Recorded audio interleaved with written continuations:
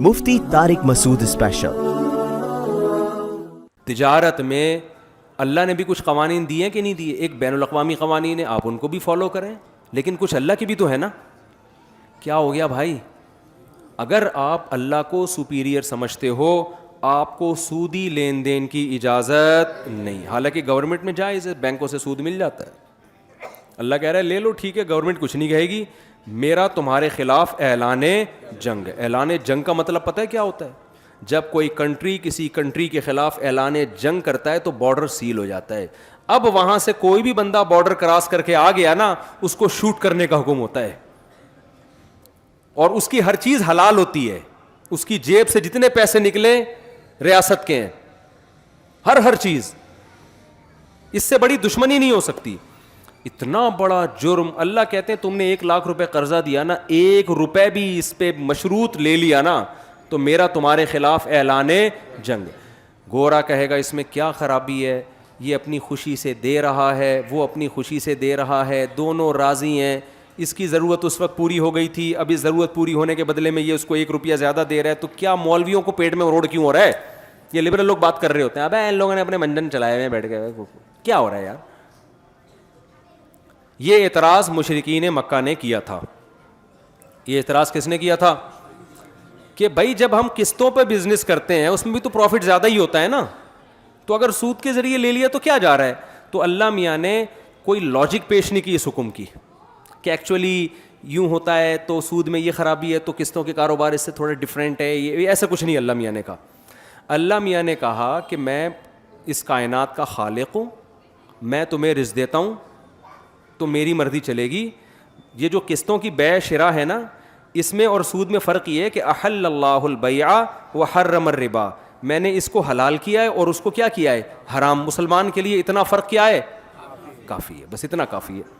آگے مسلمان اس ٹینشن میں نہیں جاتا کہ کیوں، نہیں آ رہی بات سمجھ میں؟ تو بس سود کیا ہے؟ حرام ہے۔ آج کل آن لائن ٹریڈنگ بہت ہو رہی ہے، قبضہ کیے بغیر آگے کسٹمر کو چیز پہنا دی جاتی ہے۔ گورا تو کر رہا ہے، دبا کے یہ بزنس کر رہا ہے، آن لائن ٹریڈنگ ہو رہی ہے، ایک چیز ڈیلیور ہوئی نہیں ہے، آپ کے قبضے میں نہیں آئی ہے، آپ خریدی آپ نے ہے نہیں ابھی، اور آپ آگے کسی کو بیچ دیتے ہیں، بیچ کے آپ یہ کہتے ہیں میں اس سے خرید کے پھر اس کو پہنچا دوں گا۔ اسلام میں یہ کیا ہے؟ لا تبع ما لیس عندک، نبی نے حکم دیا جو چیز ابھی تمہارے پاس نہیں ہے، یعنی تمہارے قبضے میں نہیں ہے، ملکیت تو دور کی بات، بعض دفعہ ملکیت آ جاتی ہے، ہینڈ اوور نہیں ہوتی، وہ صرف ملکیت کا، صرف پلاٹوں میں، جائیداد میں ایسا ہے کہ قبضے کے بغیر بھی بیچ سکتے ہیں آپ۔ باقی جن چیزوں میں بھی قبضہ ممکن ہے، جن کو منقولی موویبل اشیاء کہتے ہیں، پلاٹ اور مکان تو موویبل نہیں ہوتے نا، تو جو بھی موویبل اشیاء ہیں جن کو قبضے میں دیا جا سکتا ہے، اسلام نے پابندی لگائی ہے کہ ان کو قبضے میں لیے بغیر آپ آگے نہیں بیچ سکتے، اگر بیچ دیا تو پروفٹ آپ کے لیے حلال نہیں ہے۔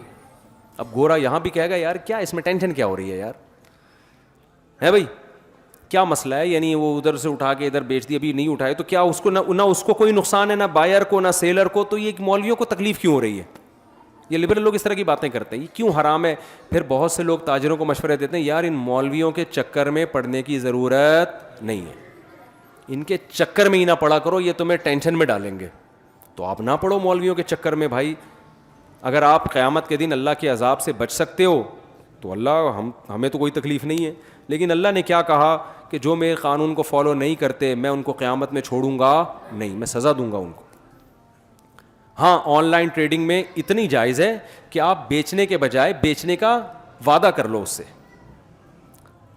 آپ کسٹمر سے یہ کہو کہ یہ پروڈکٹ ہے، آپ نے اگر اس میں دلچسپی لینی ہے تو اتنے روپے کی میں آپ کو بیچوں گا، اگر آپ خریدنے کا وعدہ کرتے ہو تو بتاؤ، ابھی بیچا نہیں ہے، بیچنے کا وعدہ آپ نے کر لیا، پھر آپ وہ پروڈکٹ اپنے قبضے میں لو، خود قبضہ نہیں کر سکتے، کسی وکیل سے، کسی بندے سے قبضہ کرا لو، یار تو میرے طرف سے وکیل بن کے، نمائندہ بن کے اس پہ کیا کر لے؟ قبضہ۔ قبضے میں اتنا بھی کافی ہے، دکان میں ایک چیز رکھی ہوئی، یار تھوڑا سا اس کو سائڈ پہ لگا کے الگ کر دے، یہ بھی قبضہ ہی شمار ہوگا، نہیں آ رہی بات؟ تو کوئی بھی نمائندہ وہاں پر ہو کہ ہاں بھائی یہ ہینڈ اوور، اب میں اتنا قبضے میں آ گئی کہ اس استعمال کے لائق بن گئی ہے میرے، یعنی رزق منتقل ہو جائے۔ جلدی سے میں ایک سمجھا کے یوں سمجھتا ہوں. دیکھو ایک گودام میں گندم کی بوری پڑی ہوئی ہے, بہت ساری بوریاں, ایک بوری کس کی ہو گئی؟ آپ کی ہو گئی. اب گودام میں آگ لگتی ہے, آپ کا نقصان نہیں ہے, کس کا نقصان ہے؟ جس سے آپ نے خریدی ہے. کیوں؟ آپ کہو گے یار مجھے قبضے میں تھوڑی دی تھی, ابھی تک تو تمہارے قبضے میں تھی. تو اس کنڈیشن میں آ جائے کہ اب وہ گندم کی بوری ہلاک ہوتی ہے تو اس کا نہیں بلکہ کس کا نقصان ہو؟ آپ کا. اس کو کہتے ہیں رسک منتقل ہو گیا, رسک ٹرانسفر ہو گیا, اس کے رسک سے نکل کے آپ کے رسک میں آ جائے. جب اس رسک میں آ جائے گی پھر آپ کے لیے اس پہ پروفٹ کمانا جائز ہوگا. اس سے پہلے کنڈیشن میں آپ اس سے پروفٹ نہیں کما سکتے. تو آپ وعدہ کر سکتے ہیں میں تمہیں بیچوں گا. میں سمجھا پا رہا ہوں اپنی بات؟ تو خرید و فروخت کے مسائل علماء سے پوچھنا آپ کی ذمہ داری ہے. نہیں پوچھیں گے اللہ آپ سے پوچھے گا قیامت کے دن. پھر سمجھ میں آ رہی بات؟ وہ بھی آپ نہیں پوچھیں گے تو اللہ پوچھے گا. تو مجھے ایک چٹکلا یاد آتا ہے, ہمارے محلے میں اللہ معاف فرمائے ایک خاتون لڑکی تھی, بیچاری کو طلاق ولاق ہوئی تو وہ آؤٹ آف کنٹرول ہو گئی نا. اب وہ اس کی شادی نہیں ہو رہی تھی, تو ہمارے محلے میں ایک لڑکا تھا, وہ بھاگتا ہوا میرے پاس, یہ عجیب قسم کی لڑکی ہے, مجھے کہہ رہی ہے کہ مجھے لے کے بھاگ جاؤ, یعنی مجھ سے شادی کر لو, لے کے بھاگ جاؤ. تو میں نے کہا تم نے کیا جواب دیا؟ کہہ رہے میں نے کہا میں محترمہ میں آپ کو لے کے بھاگوں گا تو مجھے کون لے کے بھاگے گا؟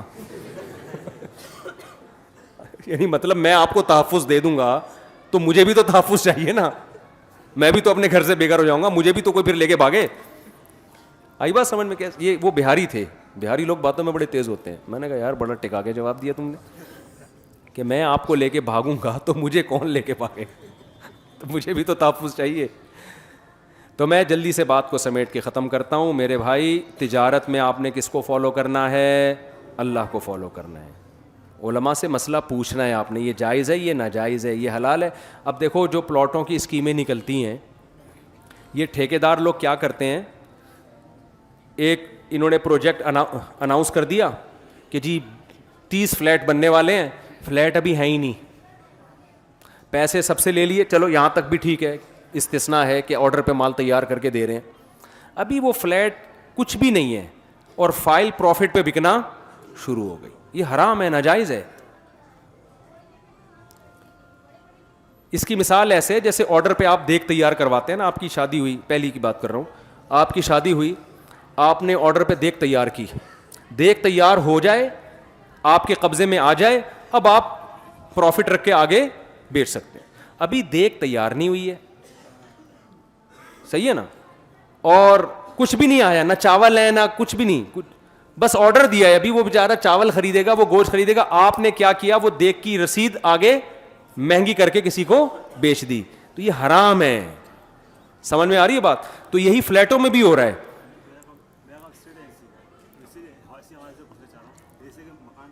ہاں ابھی میں آگے آ رہا ہوں, بتاتا ہوں. اتنی کم از کم ہو کہ وہ فلیٹ قبضے کے قابل بن جائے, اسٹرکچر اس کا بن چکا ہو, بے شک رنگ و روغن دروازے کھڑکیاں نہ لگی ہوں, کوئی چیز تو آ جائے نا, پھر آپ وہ خام فلیٹ پہ قبضہ کر کے آپ وہ آگے بیچ سکتے ہو کہ یار یہ فائل کا مطلب اس کے پیچھے فلیٹ ہے. اس کی مثال ایسے جیسے دیگ بن چکی, چاول آ گئے اس کے اندر, اب وہ کچی دیگ بھی تو آپ اٹھا کے بیچ سکتے ہو نا کسی کو. تو کوئی چیز تو ہو جس پہ قبضہ ممکن ہو, ہوا میں کیا قبضہ کرے گا, نہ فلیٹ کا نمبر ہے نہ کچھ بھی نہیں.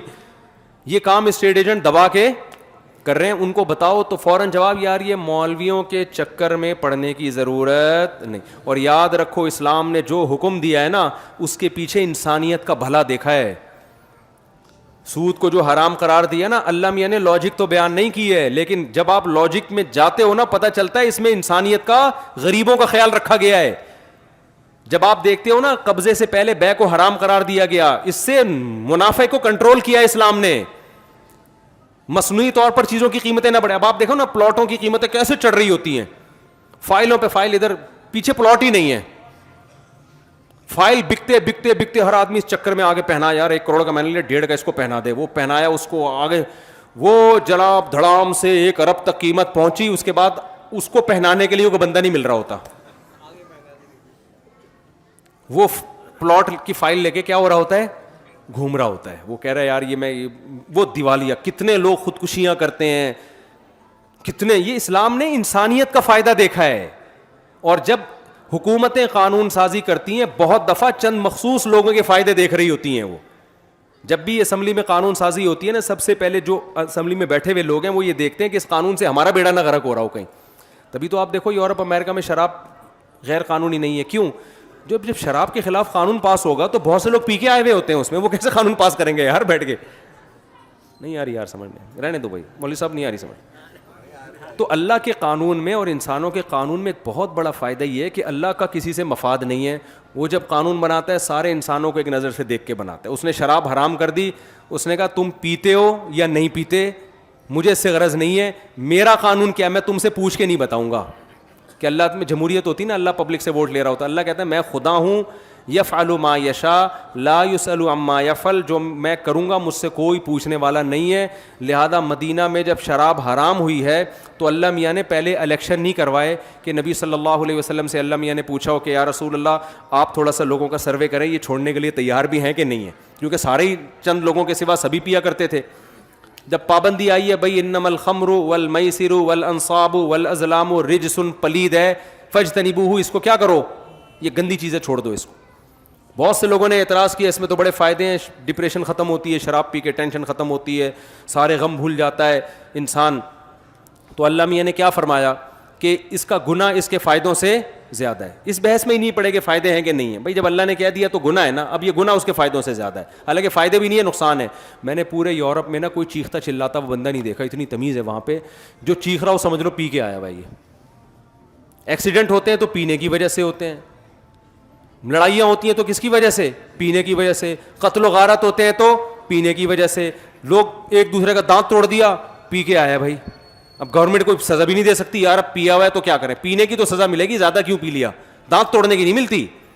بھائی وہ ثابت کر دے میں تو پیا ہوا تھا بھائی, تو پی کے تو کچھ بھی ہو سکتا ہے نا, تو وہ تو شکر ادا کرتے ہیں, شکر ہے دانت توڑے, گلا نہیں دبایا اس نے, ورنہ گلا بھی دبایا جا سکتا تھا. جب انسان کے لیے قانون بنائے گا تو اس میں فالٹ ہوگا. اور آخری بات کہہ کے سچی مچی کا بیان ختم کر رہا ہوں, اللہ میاں نے آپ پر جو سب سے زیادہ حق رکھا ہے وہ باپ اور ماں کا رکھا ہے. آج یہ حقوق بھی انسانی حقوق کے نام پہ ان کی حق تلفی ہو رہی ہے. کمال کی بات یہ ہے کہ دنیا میں ہم نے ٹریولنگ کی, عورتوں کے حقوق بھی ہیں, مردوں کے حقوق بھی ہیں, جانوروں کے حقوق بھی ہیں, کتوں کے حقوق بھی ہیں, بلیوں کے حقوق بھی, کینگرو کے حقوق بھی ہیں, لیکن ماں باپ کے حقوق پر بات کرنے والا پوری دنیا میں کوئی بھی نہیں ہے. مبہم نعرے ہیں عورتوں کے, کیا مطلب بھائی, عورت کے حقوق کا کیا مطلب ہے؟ مبہم نعرہ تو لگا دو نا عورت کے حقوق. اسلام نے مبہم نعرے نہیں لگائے. اسلام نے کہا عورت اگر بیوی کی شکل میں تو اس کے کچھ اور حقوق ہیں, بہن ہے تو اس کے حقوق کچھ اور ہیں, اماں ہے تو اس کے حقوق کچھ اور ہیں, بیٹی ہے تو اس کے حقوق کچھ اور ہیں. وہ ایکسپلین کرتا ہے, ہوائی نعرے نہیں لگاتا اسلام. گورے نے جو نعرے لگائے ہیں ہوائی نعرے ہیں, ویمن رائٹس, ہیومن رائٹس. ابے ہیومن کے انسانی حقوق کیا ہیں؟ اسلام نے بتایا انسانوں میں سب سے پہلے تمہاری ماں کا تمہارے باپ کا حق ہے, اس کے الگ حقوق ہیں, وہ پڑوسیوں کے الگ ہیں. پڑوسیوں سے پھڈا کا امکان ہے, باپ کے سامنے اف کرنے کی اجازت نہیں ہے, ماں کے سامنے اف کرنے کی اجازت نہیں ہے. آپ نفلی نماز پڑھ رہے ہیں, پڑوسی آواز دے گا, بیوی آواز دے گی, بیوی کو شوہر آواز دے گا, کوئی نماز نہیں توڑے, نماز توڑنے کی اجازت نہیں. دوست آواز دے گا, نماز مت توڑو. باپ نے پکارا, دادا نے پکارا, ماں نے پکارا, دادی نانی نے پکارا, نماز توڑ کے ان کی پکار کا جواب دیں گے آپ. اتنا بڑا حق جو باپ دادا کا اور ماں اور نانی دادی کا رکھا ہے, یہ اللہ نے کسی کا نہیں رکھا اتنا بڑا حق. آج کیسے یار ان کے سامنے چیخ کے بات ہوتی ہے. میرے ایک جاننے والے تھے, واقعہ پرانا ہو گیا, اب ان کو نہیں پتا چلے گا میں ان کی بات کر رہا ہوں. وہ کیا تھے, اپنے باپ سے تمیز سے نہیں بات کرتے. میں نے جب ان کو سمجھایا یار جب تمہارے ابا سے ملو, تمہارے ابا تمہاری شکایت کر رہا ہے, تم ایک دم جو ہے نا ہائپر ہو جاتے ہو. تو مجھے کہنے لگے یار میں بلڈ پریشر کا مریض ہوں, مجھ سے برداشت نہیں ہوتا, میں بلڈ پریشر کا مریض ہوں, مجھ سے برداشت نہیں ہوتا, اور میرا ابا یہ, میرا ببا یوں, میرا ابا. تو ان کی ملٹی نیشنل کمپنی میں جاب لگ گئی. سمجھ میں آ رہی ہے بات؟ کمپنی میں کیا لگ گئی؟ جاب. اچھی پوسٹ پہ گئے, HR مینیجر بن گئے.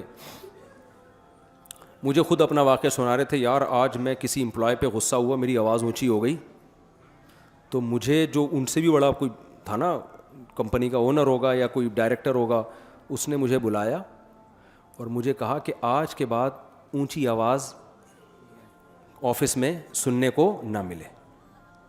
وہ پن ڈراپ سائلنٹ ہوتا ہے نا, کہہ رہے ہیں ایسا ماحول تھا, ایسا چپ آرام سے, سب تمیز سے نا انسان کے بچوں کی طرح کام کر رہے ہیں, جیسے ہوتا ہے بڑی اچھی کمپنیوں میں.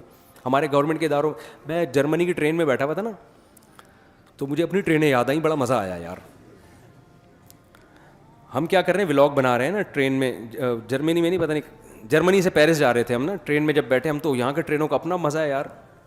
تو اسٹیشن پہ نا ہم کوئی آواز ہی نہیں آنی گرمنڈے کی, کرارے پاپڑے اور سموسے یا کوئی اس طرح کی نا آڑی ترچی ہے نہیں, گرمنڈے یا اس طرح کی آوازیں آ رہی ہوتی ہیں نا, کرارے پاپڑے, تو کچھ آواز ہی نہیں آ رہی.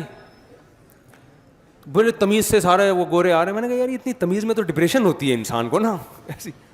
اچھا کیا ہوا ہے کہ بڑی تمیز, گوروں میں تمیز بہت ہے, یہ ماننا پڑے گا, ڈسپلن, تمیز, لڑتے وڑتے نہیں ہے, یہ ہے, یہ پازیٹیو چیز ہے. ہم جب ٹرین کے اندر بیٹھے نا تو اب سب چپ چاپ بیٹھے ہوئے ہیں ٹرین میں نا. 6-7 گھنٹے کا سفر تھا ہمارا, اور وہ ٹرینیں بھی الیکٹرک ٹرینیں تھیں, وہ 350-400 کلومیٹر پر آور. اب کیا ہے کہ میں گوروں, میں تو بہت آبزرو کرتا ہوں یار, یہ کیسے تمیز سے بیٹھے ہوئے ہیں. کوئی لیپ ٹاپ پہ کام کر رہا ہے, کوئی کتاب کا مطالعہ کر رہا ہے, کوئی بات ہی نہیں کر رہا, کہ کرنی بھی ہے تو بڑے آرام سے نا. کوئی فون آ رہا ہے تو اٹھ کے جا رہا ہے سیٹ سے, واش روم کے قریب جا کے بات کر رہے ہیں وہاں. ابے میں نے کہا یہ تو ڈپریشن سے مر جائیں یار یہ لوگ یہاں پہ آئے بھائی, اتنی تمیز. اب ہم بھی جب بات کر رہے ہیں تو کیا کر رہے ہیں, اور آصف بھائی خیریت سے ہیں آپ, طبیعت ٹھیک ہے آپ کی, کیسے آنا ہوا, ہمارے ساتھی ہیں. اچھا میں تو ولاگ بھی بنا رہا ہوں, تو ولاگ میں بھی میری آواز آہستہ ہو گئی, کیونکہ سبھی آہستہ ہیں, چپ چاپ بیٹھے ہوئے ہیں. تو میں بھی بابا ہم جناب جرمنی سے پیرس کی طرف جا رہے ہیں, میری وہ کہہ رہا بھائی, میں نے کہا یار کوئی پکڑ کے نہ لے جائے ہمیں. تو ایسا کیا ہے, کتنی تمیز ہے یا نہیں ہے. تو یہ جو ملٹی نیشنل کمپنیوں کا ماحول بھی ایسا ہی ہوتا ہے نا, جو بڑی کمپنیاں ہوتی ہیں, بھائی یہ تمہارے باپ کا گھر نہیں ہے, یہ تمیز سے یہاں رہنا, ٹھیک ہے نا. اب کیا ہوا کہ ان کی آواز ہو گئی اونچی.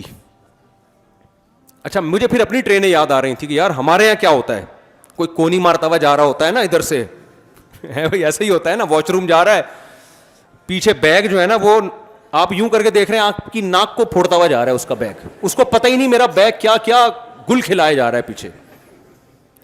پھر کوئی اوپر سے برتھ سے کوئی پوٹلا گرے گا دھڑام سے. ہمارے ایک جاننے والے کا سچا واقعہ ہے, ان کے برتھ پہ نا چھوٹی بچی تھی, وہ پتہ نہیں ٹرین نے زور سے بریک لگائی ہے کیا ہوا ہے, بچی گری نیچے. وہ شکر ہے بندے نے کیچ کر لی اس کو نیچے نا, ورنہ ٹرین میں اس کی ہڈی پسلی ایک ہو گئی تھی. تو ہماری ٹرینوں کی ٹیکنالوجی دیکھو یار. ایک آدمی ٹرین میں چڑھا, برتھ پہ جا کے سو گیا. ٹرین لاہور جا رہی تھی, اب لاہور میں گئی ہے, دھل دھلا کے واپس آ گئی. اس کی آنکھ کھلی راستے میں. اس نے نیچے والوں سے پوچھا کہاں جا رہے ہیں, انہوں نے کہا ہم تو کراچی جا رہے ہیں. کہہ رہے یار کیا سائنس کی ترقی ہے یار, ایک ہی ٹرین ہے, برتھ لاہور جا رہی ہے, نیچے کی سیٹیں کہاں جا رہی ہیں. سائنس ٹیکنالوجی یا تو ترقی ہو نہیں رہی تھی یا ہوئی ہے, تو ہو بھائی اتنی ہو گئی. اچھا خیر, تو وہ مجھے کہتے ہیں کہ میں نے کیا کیا, میں نے, باس نے مجھے کہا کہ آج کے بعد دوبارہ آواز اونچی ہوئی تو چھٹی آپ کی. یہ پہلی دفعہ یہاں ہوا. اس کے بعد 1-1.5-2 سال انہوں نے وہاں جاب کی ہے, کبھی ان کی آواز, ڈپریشن اور بلڈ پریشر کے مریض کی آواز کبھی بھی بلند نہیں. میں نے اس سے بڑا عبرت حاصل کی. میں نے کہا یار دیکھو وہاں جاب جانے کا خطرہ ہے, باس کے تو احسانات نہیں ہے, وہ تو تمہیں تنخواہ دے رہا ہے, تمہیں نچوڑ کے تمہارے تجربے سے فائدہ اٹھا رہا ہے, خود کروڑوں روپے چھاپ رہا ہے, تمہیں 2 لاکھ 3 لاکھ 4 لاکھ روپے دے رہا ہوگا نا, تم اس پر الٹا احسان کر رہے ہو. چند ٹکوں کی خاطر اب نہ بلڈ پریشر رکاوٹ بن رہا ہے, اور نہ یہ کروایا جو آج تم مینیجر بنے ہوئے ہو, اپنی تنخواہ سے گودوں میں لے کے تمہیں گھوما, تمہیں گھر دیا, تمہیں نسب دیا, قوم دی, خاندان دیا, اس کی وجہ سے تمہاری پہچان ہے. وہ جب تھوڑا سا آڑا ترچھا ہوتا ہے تو آپ کی آواز کیا ہو جاتی ہے, اونچی, اور آپ کہتے ہیں میں ڈپریشن کا مریض ہوں, مجھ سے برداشت نہیں ہوتا. تو باس کے سامنے جتنی تمیز سے بات کرتے ہو نا, اس سے زیادہ میٹھا پن باپ اور ماں کے سامنے کرو. سمجھتے ہو, باس کے سامنے تمیز سے بات کرنے پر تنخواہ کے علاوہ کچھ بھی نہیں ملتا.